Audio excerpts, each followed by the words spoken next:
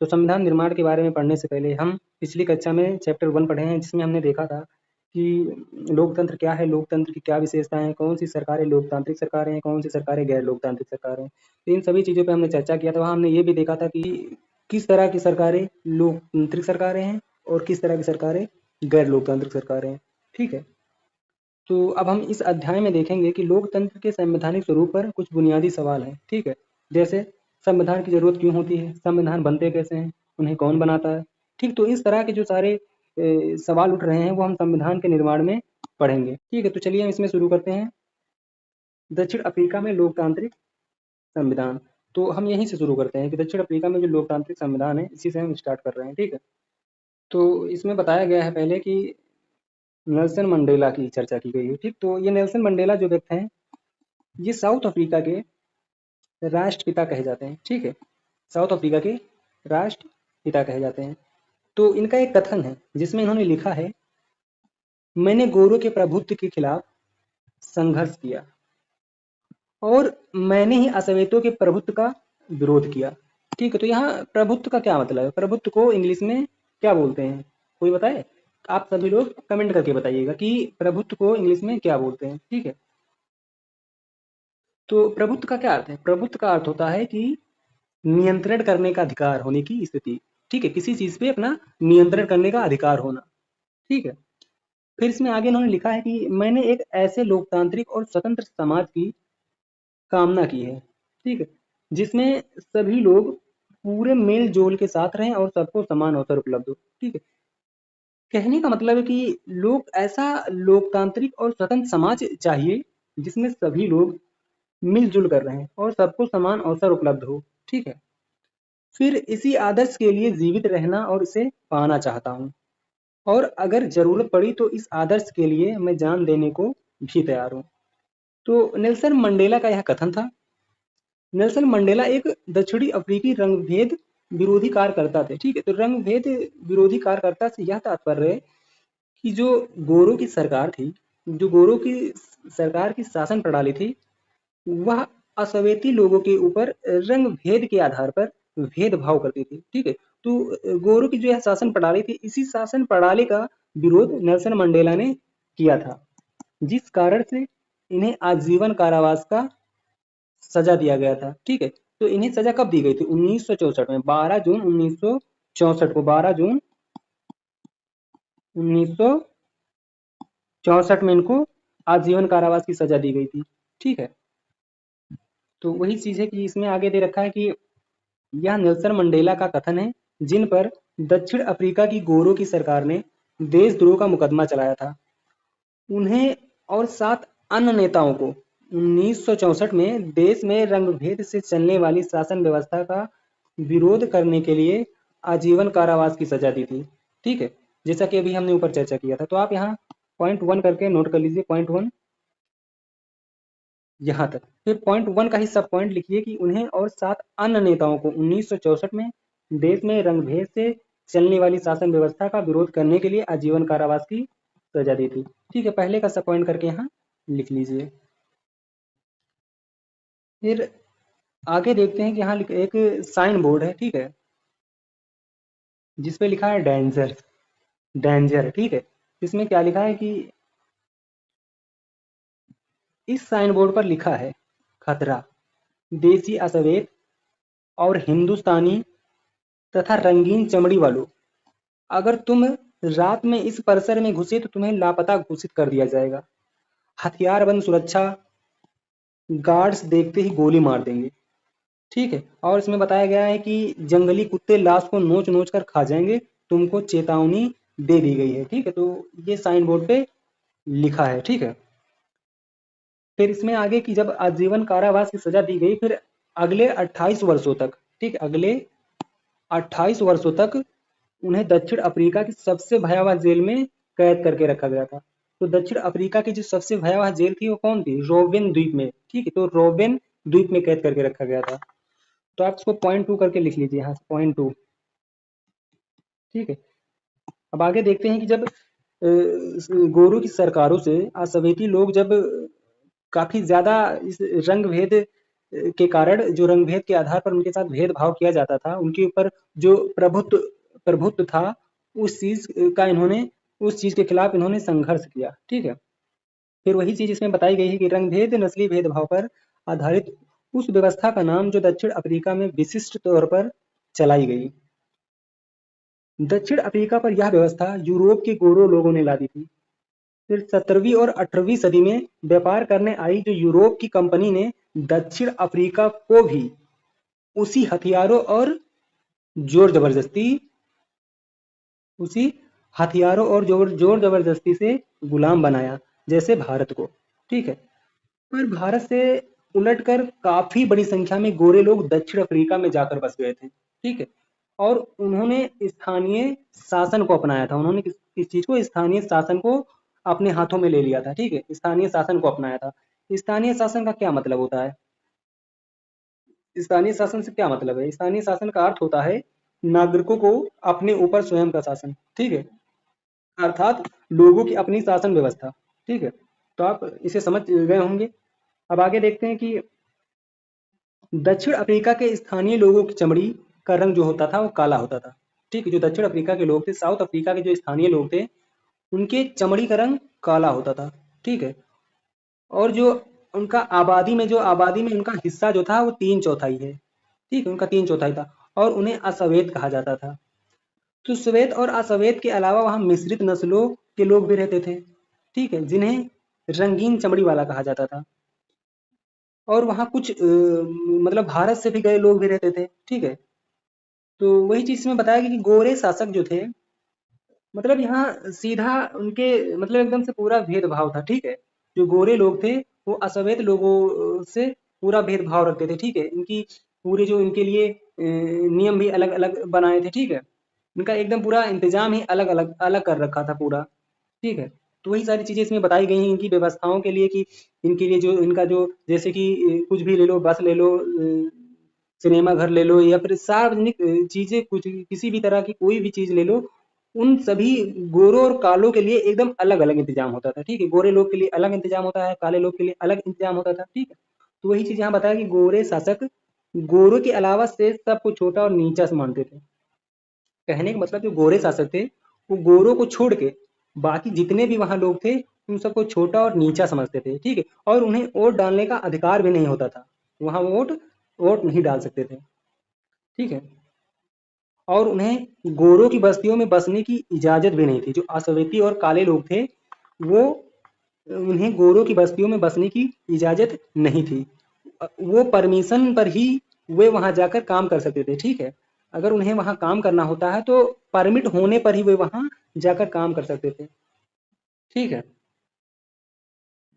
अब आगे इसमें बताया गया है कि जो गाड़ी, बस, टैक्सी, होटल, अस्पताल, स्कूल और कॉलेज, पुस्तकालय, सिनेमा घर, नाट्यगृह, समुद्र तट, तरण ताल और सार्वजनिक शौचालय तक, इन सभी में गोरों और कालों के लिए एकदम अलग अलग इंतजाम था। ठीक है। आप इसे पृथक्करण भी कह सकते हैं। जिसे पृथक्करण का इंतजाम कह सकते हैं या फिर अलग अलग करने का इंतजाम कह सकते हैं। पृथक्करण का मतलब क्या होता है? पृथक्करण का मतलब क्या होता है? पृथक्करण का मतलब आप कमेंट में बताइए कि पृथक्करण का मतलब क्या होता है। तो पृथक्करण का अर्थ ये होता है कि अलग करने की क्रिया। ठीक है। तो आप पृथक्करण को इंग्लिश में क्या कहते हैं आप कमेंट करिएगा। ठीक है। तो पृथक्करण का मतलब है कि अलग करने की क्रिया। ठीक है। अर्थात कहने का मतलब है कि किसी चीज को काट कर अंग अलग करना, जैसे कि कालों और गोरों के लिए अलग अलग करना सारी चीजें। ठीक है। तो वही चीज इसमें बताया गया है। फिर 1990 सॉरी सॉरी सॉरी फिर 1950 से ही असवैध रंगीन चमड़ी वाले और भारतीय मूल के लोग, जो भारतीय मूल के लोग थे और जो असवैध चमड़ी वाले रंगीन लोग थे, ठीक है, उन्होंने एक रंगभेद प्रणाली के खिलाफ, ये जो रंगभेद प्रणाली थी इसके खिलाफ एक संघर्ष किया। ठीक है। उन्होंने विरोध प्रदर्शन किए उसके खिलाफ। ठीक है। और हड़तालें भी आयोजित की थी। ठीक है। फिर इस शासन प्रणाली का विरोध करने जो वाले संगठन थे, उस संगठन अफ्रीकी नेशनल कांग्रेस था। ठीक है। अफ्रीकी नेशनल कांग्रेस के झंडे तले एकजुट हुए थे। जो मतलब कि अफ्रीकी नेशनल कांग्रेस से मतलब ये है कि जो जितने लोग इस शासन घोटाले में शामिल हुए थे, इसका विरोध करने के लिए संगठन बनाए थे, वे अफ्रीकी नेशनल कांग्रेस के झंडे तले एकजुट हुए थे। ठीक है, तो इसमें वही चीज बताया गया है। फिर आगे इसमें बताया गया है कि फिर एकजुट हुए थे, फिर अनेक देशों ने रंगभेद की निंदा और इस व्यवस्था के खिलाफ आवाज उठाई थी। ठीक है, तो वहां पे जो और भी अनेक देशों के जो लोग थे, उन्होंने इसके खिलाफ आवाज उठाई थी। ठीक है, और फिर लेकिन ये एक यहाँ भी एक पॉइंट था कि हाँ, अनेक देशों के जो लोग ने इस व्यवस्था पर खिलाफ जो आवाज उठाया था, फिर गोरी सरकार ने हजारों असावैध और रंगीन चमड़ी वाले लोगों की हत्या करके अपना शासन जारी रखा था। ठीक है, तो इस चीज को भी ध्यान रखिएगा। फिर आइए देखते हैं कि एक नए संविधान की ओर। ठीक है, एक नए संविधान की ओर मतलब कि साउथ अफ्रीका का जो एक नया संविधान बना। ठीक है, तो उसके बारे में कुछ आगे जो दिया गया उसमें पढ़ते हैं कि रंग भेद के खिलाफ जब संघर्ष और विरोध बढ़ता गया, तो सरकार को यह एहसास हो गया कि अब वह जोर जबरदस्ती से असवेतों पर अपना राज कायम नहीं रख सकती।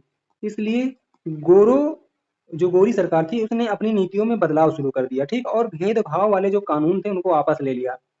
ठीक है, तो आप यहाँ पॉइंट वन करके लिख लीजिए, यहाँ पे हेडिंग डाल लीजिए कि एक नए संविधान की ओर, फिर पॉइंट वन करके लिखिएगा यहाँ पे कि रंग भेद के खिलाफ। ठीक है, जैसा हम कह रहे हैं आप वैसे ही यहाँ पे नोट कर लीजिए। ठीक है, कि रंग भेद के खिलाफ सरकार ने, फिर यहाँ से इतना यहाँ लिखना है, फिर यहाँ ने सरकार ने अपनी नीतियों में बदलाव शुरू किया। ठीक है, और भेदभाव वाली कानूनों को वापस ले लिया गया। ठीक है, तो आप यहाँ तक लिख लीजिए।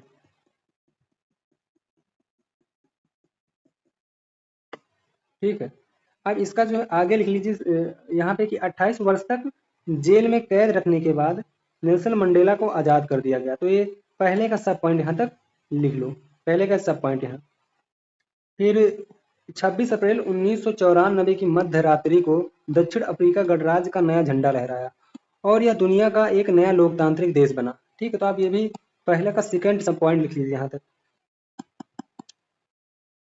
ठीक है, फिर आगे देखते हैं इसमें कि जो असवेती नेताओं ने असवैध समाज से आग्रह किया कि सत्ता में रहते हुए गोरे लोगों ने जो जुल्म किए थे उन्हें वे भूल जाएं और गोरों को माफ कर दे। यहाँ पे जो असवेती नेता थे, वे असवेती समाज से आग्रह कर रहे थे। आग्रह का मतलब क्या होता है? आग्रह का अर्थ क्या होता है? आग्रह का अर्थ क्या होता है? आग्रह का अर्थ होता है हठ, मतलब कि किसी भी चीज को हठ पूर्वक प्रार्थना करना।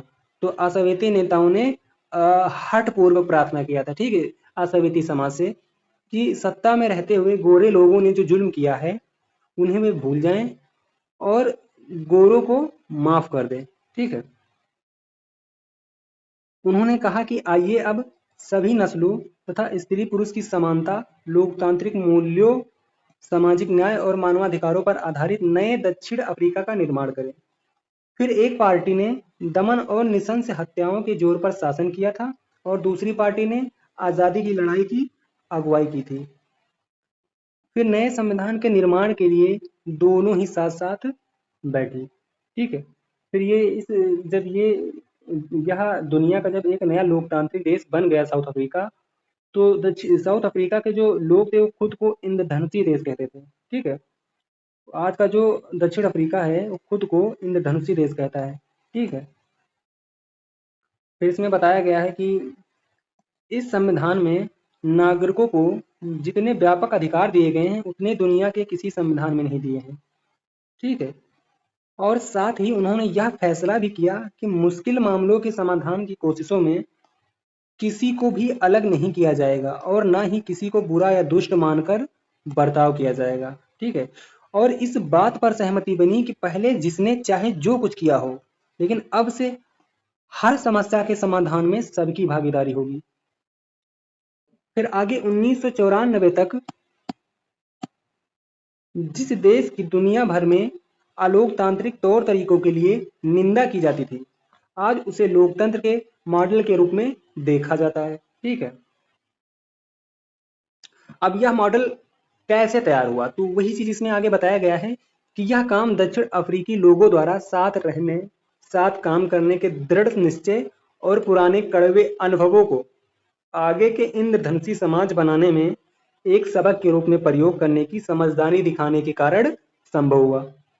ठीक है, तो ये सारी चीजें आपको नोट करने की जरूरत नहीं है। ठीक है, जहां पर नोट करने लायक होगा हम वहां नोट करवा देंगे। ठीक है, ये सारी चीजें एक कहानी है। ठीक है, इसको कहानी वे में ही समझते हैं, इसको नोट करने की जरूरत नहीं है। जहां पर नोट करने की जरूरत है हम वहां पे नोट करा देते हैं। और एक चीज है कि अगर आपको इस क्लास के अगर नोट्स लेने हैं तो आप इस नंबर पे व्हाट्सएप पे मैसेज कर सकते हैं। ठीक है, आप इस नंबर पे मैसेज कर सकते हैं। आपको क्लास 9 की जो एनसीईआरटी इसके जो पीडीएफ है वो पीडीएफ फॉर्म में 10 रुपये में, ओनली 10 रुपीज़ में आपको एनसीईआरटी के नोट्स दे दी जाएंगे। ठीक है, और बाकी तो क्लास में हम नोट्स बनवा ही रहे हैं, आप नोट्स यहाँ भी बना सकते हैं, लेकिन जो बच्चा नहीं बनाना चाहता है वो नोट्स ले भी सकता है। अब इसमें बताया गया है कि हमें संविधान की जरूरत क्यों है। ठीक है, तो हम इसमें देखते हैं कि नए लोकतंत्र में दमन करने वाले और दमन सहने वाले दोनों ही साथ साथ समान हैसियत से रहने की योजना बना रहे थे। कहने का मतलब इसमें जो दमन करने वाले लोग थे और सहन करने वाले लोग दोनों ही साथ साथ समान हैसियत में रहने की योजना बना रहे थे। ठीक है, फिर इसमें आगे कि दोनों के लिए ही एक दूसरे पर भरोसा कर पाना आसान नहीं था। उनके अंदर अपने अपने किस्म के डर थे, वे अपने हितों की रखवाली भी चाहते थे। ठीक है, वे अपने हितों की रखवाली भी चाहते थे। अब आगे इसमें बताया गया है कि बहुसंख्यक आशावादी इस बात पर चौकस थे कि लोकतंत्र में बहुमत के शासन वाले मूल सिद्धांत से कोई समझौता ना हो। उन्हें बहुत सारे सामाजिक और आर्थिक अधिकार चाहिए थे। अल्पसंख्यक गोरों की अपनी संपत्ति और अपने विशेषाधिकारों की चिंता थी। ठीक है, फिर लंबे समय तक बातचीत के बाद दोनों पक्ष समझौते का रास्ता अपनाने को तैयार हुए। फिर गोरे लोग बहुमत के शासन का सिद्धांत और एक व्यक्ति एक वोट को मान गए। वे गरीब लोगों और मजदूर के कुछ बुनियादी अधिकारों पर भी सहमत हुए। असावेद लोग भी इस बात पर सहमत हुए कि सिर्फ बहुमत के आधार पर सारे फैसले नहीं होंगे। ठीक है, वे इस बात पर सहमत हुए थे कि बहुमत के जरिए असावेद लोग अल्पसंख्यक गोरों की जमीन जायदाद पर कब्जा नहीं करेंगे। ठीक है, फिर उसमें आगे यही बताया गया कि एक दूसरे पर भरोसा करें, और अगर एक दूसरे पर भरोसा कर भी लें तो क्या गारंटी है कि वे भविष्य में तोड़ेंगे नहीं। ठीक है, कि भविष्य में इसे तोड़ा नहीं जाएगा, क्या गारंटी है। तो इसमें पूरा कहानी दे रखा है। ठीक है, कहानी पूरा है इसमें कि आप बस इसको एक बार पढ़ लीजिएगा। ठीक, इसमें नोट करने लायक कुछ है नहीं, आप बस इसको एक बार पढ़ लीजिएगा। बाकी इसमें नोट करने लायक कुछ नहीं, जो भी नोट करना होगा मैं उसमें खुद ही नोट करा दूंगा। ठीक है, तो इसमें आगे है कि ऐसी स्थिति में भरोसा बनाने और बरकरार रखने का एक ही तरीका है कि जो बातें तय हुई हैं उन्हें लिखत पढ़त में ले लिया जाए, जिससे सभी लोगों पर उन्हें मानने की बाध्यता रहे। ठीक है, मतलब कि ऐसे ही अगर समझौते से कोई चीज लंबे समय तक नहीं चल पाएगी। ठीक है, भविष्य में इसे जरूर तोड़ दिया जाएगा। इसलिए यह बात यहाँ तय की जा रही है कि उसे हम लिखत पढ़त में ले लें। ठीक है, फिर आगे इसमें बताया गया है कि भविष्य में शासकों का चुनाव कैसे होगा, इसके बारे में भी नियम तय होकर लिखित रूप में आ जाते। कहने का मतलब भविष्य में चुनाव कैसे होगा इसके लिए भी एक लिखित नियम बनाया जाए। ठीक है, फिर चुनी हुई जो सरकार है वह क्या क्या कर सकती है और क्या क्या नहीं कर सकती, इसके बारे में भी लिखित रूप में मौजूदा होना चाहिए। ठीक है, लिखित रूप में होना चाहिए। फिर इन्हीं लिखित नियमों में नागरिकों के अधिकार भी होते हैं, जो मतलब सीधी सी बात, इसमें चीजें जो है लिखित तौर पे होनी चाहिए। ठीक है, इसी लिखित नियमों में नागरिकों के अधिकार का भी वर्णन होना चाहिए। ठीक है, तो पर ये नियम तभी काम करेंगे जब जीत कर आने वाले लोग इन्हें आसानी से और मनमाने ढंग से नहीं बदले। ठीक है, कहने का मतलब कि जो चीज लिखित वे में किया जाए उसे जो जीत कर लोग आते हैं वो लोग इसे आसानी से ना बदले, मनमाने ढंग से उसे ना बदले। ठीक है। फिर इसमें आगे है कि दुनिया के सभी देशों को ऐसी बुनियादी नियमों की ज़रूरत होती है, यह बात सिर्फ सरकारों पर ही लागू नहीं होती है। ठीक है।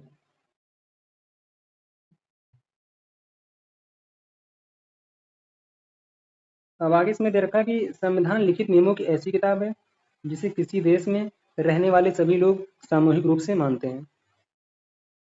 तो आप इसको यहाँ पे नोट कर लीजिए, इसमें हेडिंग डालिए कि हमें संविधान की ज़रूरत क्यों है। इसमें आप यहाँ से नोट करिए पॉइंट 1, पॉइंट करके 1 यहाँ से नोट करिए। ठीक है। अब यहाँ पे लिखिए कि यहाँ तक। ठीक है। अब इसी पहले का ये दूसरा पॉइंट नोट करिए यहाँ पे कि संविधान लिखित नियमों की ऐसी किताब है जिसे किसी देश में रहने वाले सभी लोग सामूहिक रूप से मानते हैं। ठीक है। दूसरा पॉइंट यहाँ तक लिखिए। फिर आगे इसमें कि संविधान सर्वोच्च कानून है जिससे किसी क्षेत्र में रहने वाले लोगों के बीच के आपसी संबंध तय होने के साथ साथ लोगों और सरकार के बीच के संबंध भी तय होते हैं। ठीक है।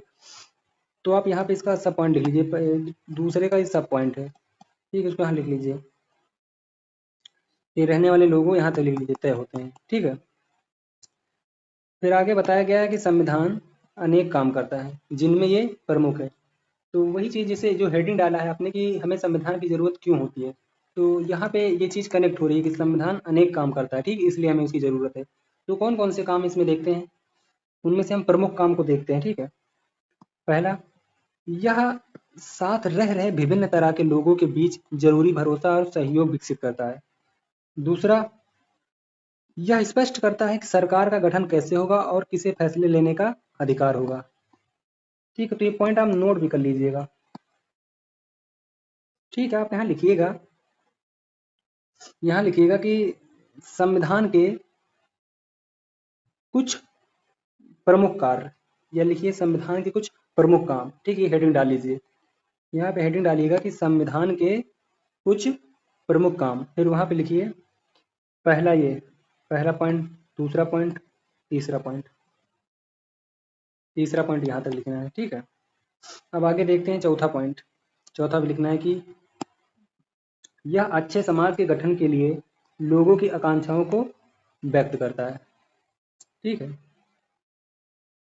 अब आगे दिया गया है कि जिन देशों में संविधान है वे सभी लोकतांत्रिक शासन वाले हों यह जरूरी नहीं है, लेकिन जिन देशों में लोकतांत्रिक शासन है वहाँ संविधान का होना जरूरी है। तो ये बहुत मोस्ट इम्पोर्टेंट पॉइंट है, इसको आप नोट करके लिखिए, नोट करके पॉइंट 1। ठीक है। इसको नोट करके लिखिएगा। फिर आगे बताएगा कि ब्रिटेन के खिलाफ आज़ादी की लड़ाई के बाद जो अमेरिकी लोगों ने अपने लिए संविधान का निर्माण किया। कहने के बाद जब ब्रिटेन के खिलाफ लड़ाई हुई है, उस लड़ाई के बाद अमेरिका के जो लोग थे उन्होंने अपने लिए संविधान का निर्माण किया। फिर फ्रांसीसी क्रांति के बाद फ्रांसीसी लोगों ने एक लोकतांत्रिक संविधान को मान्यता दी।